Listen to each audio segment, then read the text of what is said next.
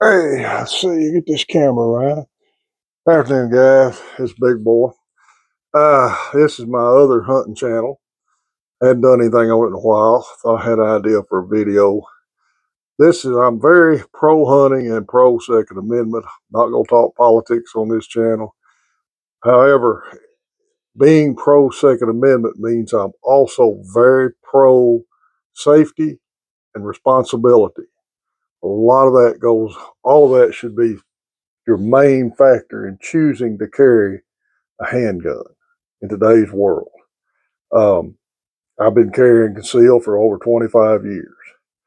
I'm going to talk to y'all about one subject today I think is very important. I also do amateur gunsmithing, and I've had this happen that I've had to fix for people. So, if you buy a new semi-automatic firearm, handgun for concealed carry, personal defense, or just recreational shooting, here's what you need to start with right off the bat. And this is not something I've made up. This is uh, information I got from an old gun writer years ago in the late 70s and 80s. Believe it or not, there used to be gun writers that actually wrote good articles that give you good information about firearms. Nowadays, whatever gun they're writing about is the greatest thing in the world, and on either side of the article is nothing but advertisement for it. I don't read any of them anymore. But my favorite author was Skeeter Skelton, and military vet, law enforcement, DEA agent, had done everything in law enforcement over the years, and avid handgun shooter. And I got into handguns myself as a teenager from fishing because we didn't have four wheelers, three wheelers, and my parents didn't have any extra vehicles. So if I wanted to go fishing, I had to walk. And toting tackle box rod and reel 22 rifle for snakes got old, so I learned real quick how to shoot a handgun. I've always been big into handguns. So we're going to talk about this. This is Skeeter Skelton's advice on how to break in a new or used, and I recommend you do it for either gun, new or used, semi-automatic pistol. When you buy any semi-automatic pistol, straight out of the box, we're going to use new ones, for example. I'm not going to take this apart or anything because I don't think YouTube allows that. But when this gun comes out of the box from the factory, it's going to be clean, but it's going to be packed with what I call a preservative lube, not an operating lube. And what I mean by that, if you look at a can of motor oil, there's always the words OE, the letters OE, and whatever weight it is. That means for operating engine oil.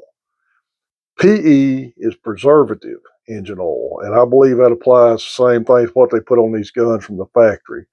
It's a very heavy oil that's almost even considered maybe a light grease, but it's a real heavy oil because they put it on them guns. When they put it in the boxes, they have no idea how long it's going to be before somebody buys the gun. So do not shoot a new gun with that stuff in it because it will stop shooting eventually because it will gum it up. And I've had to clean guns, and I know people took them out of the box and went right to shooting them with them, and then wonder why it goes to jamming. So this is Skeeter Skelton's advice on how to break in a handgun. Take a handgun, look at your manual, see what the disassembly for cleaning level is, and only tear it down that far. Do not go through the exploded view of all the parts in the back of the manual and do that. Believe it or not, people do that, and I've had more than one brought to me in a box of parts for me to put back together because they couldn't do it. You only need to break it down for cleaning. When you clean a gun, a brand new gun, get you one of these gun rags. They're impregnated with a silicone base oil. Get them at Walmart, Academy, every gun store sells them. Wipe every part off. All right. Take Q-tips. You can get Q-tips, regular old Q-tips from the store. Harbor Freight sells these things. Clean out the rails.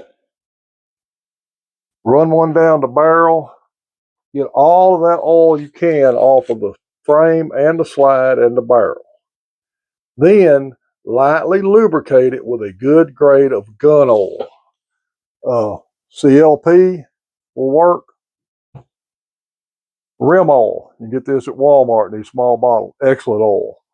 friend of mine has taught me back into using regular old 3-in-1 machine oil. He used that in the military on the M60 machine gun, and I'm really liking using it on handguns or any firearm. Any of those oils will work fine. However, do not ever use WD-40 on the internal workings of a gun. It will gum a gun up eventually, I promise you. It's good to spray on a rag to wipe a gun off, but do not spray WD-40 on the working parts of the gun. Now you've got it cleaned, reassemble it, lubricated and reassembled.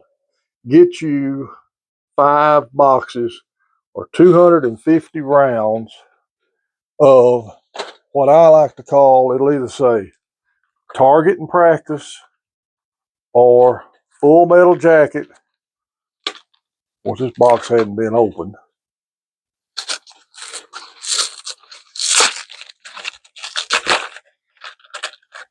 Full metal jacket, round nose bullets.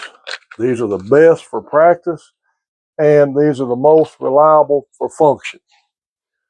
Shoot that gun. You don't have to do it all at one setting, but shoot that gun 250 times. Do not tear it down. Only thing I want you to do when you get through each shooting session, wipe it off. Do not break it down. What you're doing there, you're lapping that gun in, because no matter how good a manufacturer it is, there's still going to be microscopic dings or burrs in the slide and the frame, and all that has to work together back and forth when you fire it. And when I've seen this happen, my daughter brought a 9mm out. The first 100 rounds, about every other mag, we'd either have a failure to close on the first round or a failure to lock the slide open on the last round. After we got 100 rounds through it, it hummed like a sewing machine. You're breaking the gun in. Once you shoot 250 rounds, run a couple of mags of whatever carry ammo you're going to carry through it. Then clean it good, and you should be able to carry it safely at that time. Plus, shooting it that much will give you the opportunity to get fully comfortable with all the controls of a semi-automatic firearm. A Glock, the only control you're really going to have is slide stop, slide release, mag release, and slide release. Any other firearm may have a manual safety. This Taurus has got a manual safety right there. You need to get that to where that is second nature, that you know when you put your hand on that gun, you know where everything is at on it. Always keep your finger off the trigger unless you're ready to shoot.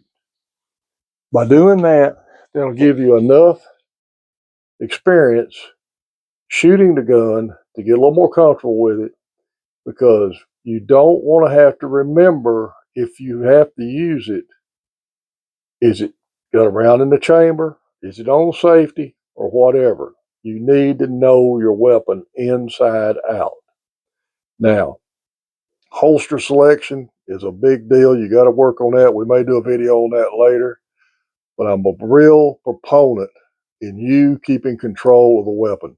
I'm not a fan of open carry. I'm not a fan of people that leave a weapon in their car. You need to be able to be in control of that weapon at all times. A lot of guys joke with me that I'm running around carrying a gun because I'm wanting to use it. No, I never want to use it. I want to be in control of it because I'm responsible for it. Been more than one instance where somebody's left the gun in a truck, it's gotten stolen, or they've let somebody use their truck and somebody's accidentally got killed with it. Well, that's about all I can cover with this today, guys. I hope y'all enjoyed this. Going to try to get some hunting videos. I'm trying to get back to hunting again. Been a couple, 3 years here tied up with my dad and haven't been able to do a lot of it. I appreciate everybody who watches this, and thanks again. This Big Boy.